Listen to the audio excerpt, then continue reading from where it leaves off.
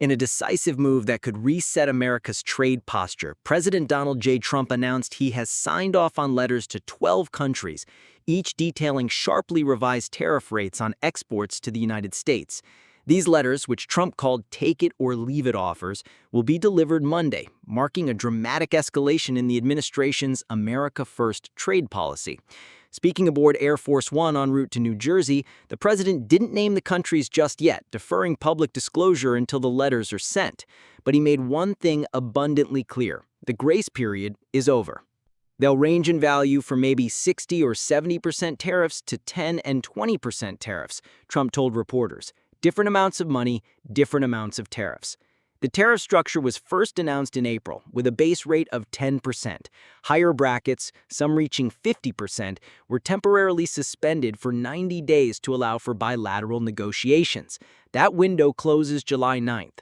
Now Trump warns the penalties could climb even higher, up to a staggering 70%, with most set to take effect on August 1st. Originally, the White House hoped for broad negotiations with dozens of trading partners, but frustrations with global bureaucrats from Tokyo to Brussels have driven Trump to recalibrate. Rather than waiting on drawn-out multilateral talks, the president has opted for direct, non-negotiable terms. "The letters are better," Trump said bluntly. "Much easier to send a letter."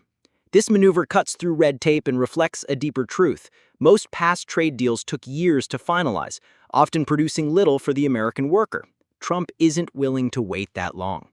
Only two nations have come to terms under Trump's revised framework. The United Kingdom reached a deal in May, preserving the 10% rate and securing special carve-outs for sectors like auto and aerospace. Vietnam also stepped up, negotiating a drop in tariff threats from 46% down to 20%, and in return offering American goods duty-free access to Vietnamese markets. Others haven't fared as well. Negotiations with India have stalled. The European Union, meanwhile, has failed to break the deadlock and is now reportedly trying to extend the current arrangement just to avoid painful hikes. What this means for Americans? With global markets jittery and foreign governments scrambling, Trump's strategy is simple: protect American industry, incentivize fair deals, and stop the chronic exploitation of U.S. markets. These aren't just numbers. Behind every tariff is a factory, a farmer, a family business that's been asked for too long to compete on an uneven playing field.